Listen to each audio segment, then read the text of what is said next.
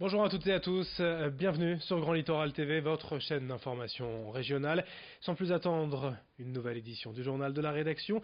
L'info près de chez vous, en images, en 8 minutes. Et on va démarrer par le Salon de l'Agriculture à Paris qui ouvre ses portes ce samedi à Paris Porte de Versailles. Et bien évidemment, comme toujours, c'est l'occasion pour nous d'aller à la rencontre des producteurs, cultivateurs et éleveurs de la région. Ainsi, Louis Caillé s'est rendu pour nous à Samé dans le Boulonnais pour découvrir les vaches laitières de Laurent et Delphine Baudin. Ici des rouges flamandes en grande majorité, une race régionale qui revient sur le devant de la scène après avoir été un peu oubliée. Pour la deuxième année de suite, d'ailleurs, le couple présente une de ses vaches au concours des races laitières. Le lait de la rouge flamande produit bon nombre de fromages du Nord, le maroilles, la mimolette, le fromage de Bergue. Pour ces éleveurs, le salon de l'agriculture est une belle vitrine, mais c'est aussi une sacrée organisation, comme nous l'explique Laurent Baudin au micro de Louis Caillé. Généralement, on débute la traite vers 6h au matin, donc une partie des animaux sont envoyés à la traite, pendant que d'autres éleveurs nettoient les emplacements où les animaux sont, renouveler la paille, sortir la paille sale, remettre de la paille propre, remettre de la nourriture, vérifier que tous les animaux aient à boire, de l'eau propre. Donc, puis après, faire rendre le stand accueillant avant l'ouverture au grand public, qui généralement est prévu vers 9h. Autre actualité régionale, indirectement liée d'ailleurs à l'agriculture, la polémique autour du glyphosate, l'herbicide le plus vendu au monde ces dernières années. Hier au tribunal de Lille, 33 personnes ont déposé plainte auprès du procureur de la République pour mise en danger de la vie d'autrui, tromperie aggravée et atteinte à l'environnement. Le mois dernier, ces nordistes ont réalisé un prélèvement d'urine et les résultats ont révélé la présence de glyphosate dans leur organisme, avec un taux moyen par participant de 0,88 nanogrammes par millilitre d'urine, alors que la réglementation française ne mentionne qu'un taux autorisé de 0,10 nanogrammes par millilitre dans l'eau potable. D'autres plaintes du même genre ont d'ailleurs été déjà déposées en France. Explication quant au but de la démarche avec un plaignant au micro d'Idil Gunaï. On voit bien que le président de la République a encore reculé sur le glyphosate, puisque sa promesse de 3 ans, d'interdiction en moins de 3 ans maintenant, c'était 2021 du glyphosate en France, il l'a abandonné. Un peu comme les actions sur le climat, on pense qu'à un moment il faut passer par la justice pour arriver à faire respecter nos droits et notre droit à la santé. On donne toute une liste au procureur, toute une liste de personnes qui sont susceptibles d'avoir participé. Et donc c'est tous les gens qui ont fabriqué, donc ça vise nommément Monsanto et Bayer aujourd'hui puisque ça a été racheté. Et puis toutes les agences françaises et européennes qui ont autorisé le glyphosate, et puis la Commission européenne et toutes les instances qui à un moment ont délibéré pour autoriser ou prolonger l'autorisation du glyphosate.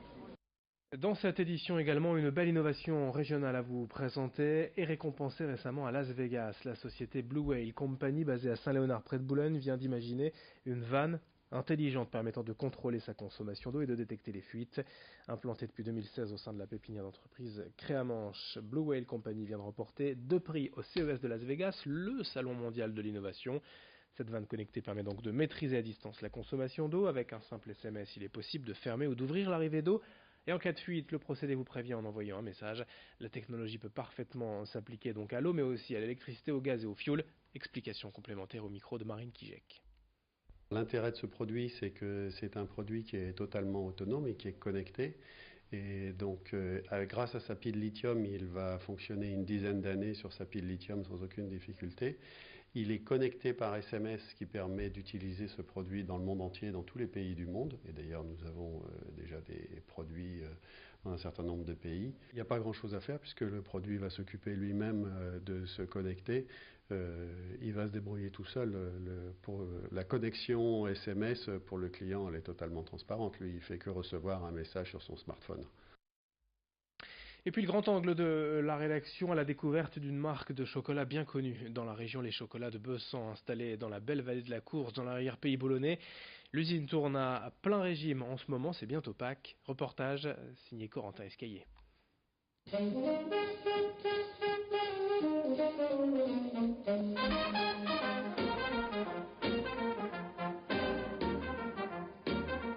Jusqu'à 400 kg de fèves de cacao transitent par jour dans l'usine des chocolatiers de Bessan. Les 30 salariés sont chacun à leur poste pour transformer ces fèves en dizaines de confiseries différentes. Toutes les étapes de la transformation se font sur place, jusqu'à l'emballage. Le cacao arrive d'Équateur dans de grands sacs en toile de jute et il est torréfié sur place. On les passe en torréfaction, une vingtaine de minutes, on va les cuire, on va développer les arômes de chocolat. Ensuite on va les passer dans le castara, la machine à côté, pour séparer la fève de cacao de la coquille qui est autour. Et ça permet ensuite d'obtenir des petits gruets de cacao. Étape suivante, la poudre de cacao est chauffée et mélangée au sucre.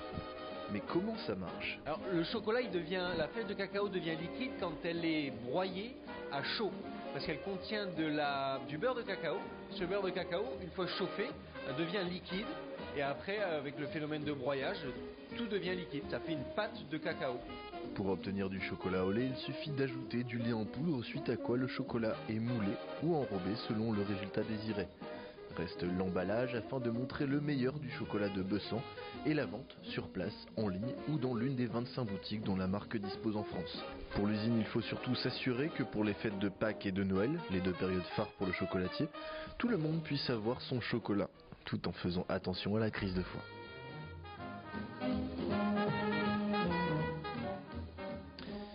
Un mot de sport quand même dans ce journal puisqu'il y a du football, du national ce jeudi soir à domicile. L'USBCO accueille Chambly, le leader du championnat, 20h30 au stade de la Libération. C'est peut-être l'occasion ou jamais pour Boulogne de se rapprocher du podium de national et donc de viser l'accession en Ligue 2, même si ce sera compliqué. Le trou est fait entre les 3 premiers et le reste de la meute en national. Je vous rappelle également vos prévisions météo tout de même pour les prochaines heures. Un temps en gris et couvert, quelques éclaircies tout de même par moment, mais elles seront rares. En revanche, des températures toujours aussi douces et agréables, de 10 à 12 degrés du littoral jusqu'à l'intérieur des terres. Merci de votre fidélité. L'info continue dans un instant sur Grand Littoral TV.